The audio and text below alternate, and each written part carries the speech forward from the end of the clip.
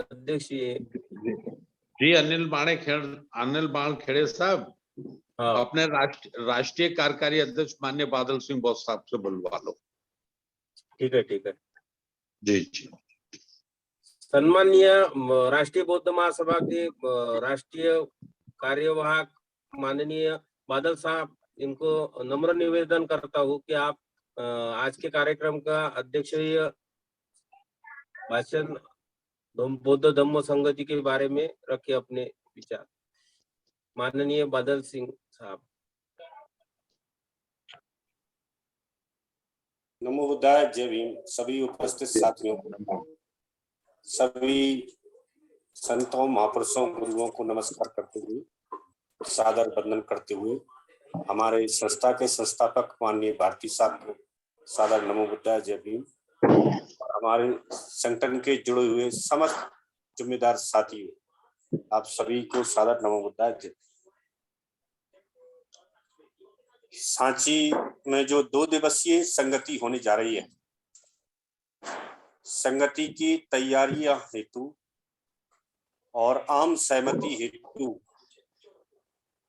जो एक जोन के कार्यक्रम प्रति दिवस लगाए गए हैं, क्योंकि अभी हमारा बहुजन विचार का जो थिंक टैंक है, छुट्टियां होने की वजह से वो घर पर खाली समय में बैठे हुए हैं। इस खाली समय का हमने उपयोग करने के लिए इसकी आम सहमति और आम राय बनाने के लिए एक कार्यक्रम शाम को लगाए हुए हैं। माननीय भारती साहब का ये सोच है कि राष्ट्रीय बौद्ध महासभा में जो भी कार्य हों वह पूर्णता लोकतांत्रिक तरीके से हों, प्रत्येक व्यक्ति की उसमें राय सम्मिलित की जाए, बाद में कोई भी व्यक्ति ये ना कह सके। आवाज नहीं आ रही है? आ रही जी। जिन साथियों को आवाज नहीं आ रही है वो खुद अपने अच्छे नेटवर्क में बैठे, आवाज अच्छी आएगी। सबका ऐसा सोचना रहा है कि प्रत्येक भारतवर्ष के क्षेत्र में अलग अलग तरीके से अलग अलग साथी अपने तरीके से कार्य को चलाते हैं। इसमें एक रूपता न होने के कारण, पूर्णता एक राय न होने के कारण संदेश उस प्रकार से नहीं जाता जिस प्रकार से संदेश जाना चाहिए। 5 फरवरी 1950 को सांची के वर्ल्ड हेरिटेज स्थान पर बाबा साहब आए हुए थे। राष्ट्रीय बौद्ध महासभा बाबा साहब के आगमन की उस स्मृति दिवस के उपलक्ष्य में एक ऐसा भव्य कार्यक्रम करना चाहती है जिससे हमारी पहचान उस प्रकार से बने जिस प्रकार 90 के दशक में मानवर कांसीराम साहब हमारी पहचान इस भारत में कराए थे। मानवर साहब से पहले हमारी पहचान कुछ क्षेत्रों में चल रही थी, तो कुछ अलग अलग विचारधारा के रूप में वो विचारधाराएं चल रही थी। मानवर साहब ने उन सभी विचारधाराओं को प्रदेश में जाकर उनके विचारों को सुना और उनको एकत्रित कर बहुजन विचारधारा को एक सूत्र में पहरा दिया। मानवर साहब के समय के जो तरासे गए हीरे थे, वो हीरे मानवर साहब की निगाह में पूरे भारत में है। उन सब हीरों को, उन सब फूलों को पुनः माला में पहनाने के लिए सुई और धागे का काम जो राष्ट्रीय बौद्ध महासभा के तौर से किया है, उन हीरों की और फूलों की सहायता से पूरे भारतवर्ष में हम उस धम्म संगति को पुनः जागृत करना चाहते हैं जो धम्म संगति बाबा साहब कराना चाहते थे, मानवर कांसीराम साहब कराना चाहते थे। और जो मानवर साहब की बात चली है, तो मानवर साहब का एक ही सपना था कि मैं भारत को सम्राट अशोक के सपनों का भारत देखना चाहता हूँ, सम्राट अशोक के सपनों का भारत देखना चाहता हूँ। तो सांची सम्राट अशोक की राजधानी है। यहाँ से हम उस संदेश को, जो भिक्खु संघ है विश्व स्तरीय, उसके माध्यम से बुद्धिज्म के जो भी संदेश हैं पवित्र, इनका असर पड़ता है सुनने पर, उनके द्वारा महत्वपूर्ण देशनाएं रखी जाएंगी।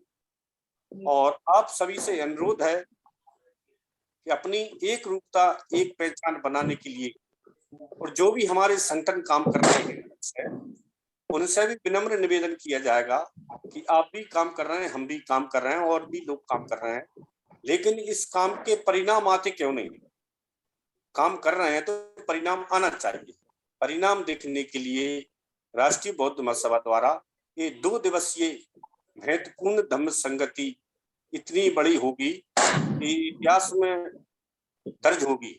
इस संगति को सफल करने के लिए आप सभी को उस प्रकार से असर होना चाहिए आपके दिल और दिमाग पर, जिस प्रकार आती हुई परीक्षा के लिए परीक्षार्थी तैयारी करता है। जब परीक्षार्थी परीक्षा देने के लिए तैयारी करता है तो भाई पढ़ते पढ़ते उसकी कब नींद लग जाती है उसको पता नहीं होता है। तो आपको भी मान्यवर साहब के सपनों के भारत की ओर पढ़ने के लिए माननीय संस्थापक जी के निर्देश पर बुलाई गई ये धम्म संगति आपको अच्छे तरीके से पूरे भारतवर्ष में फलीभूत करना है।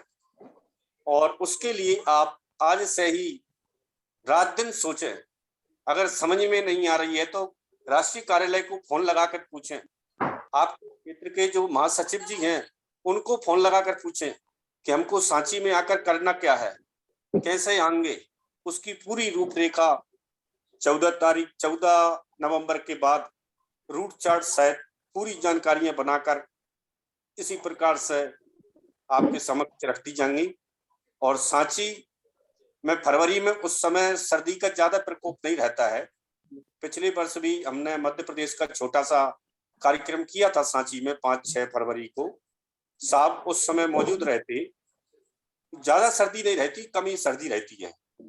और दिल्ली की तरफ से सभी साथी आने वालों को विदिशा उतरना है, भोपाल नहीं जाना, भोपाल से उल्टा पड़ता है।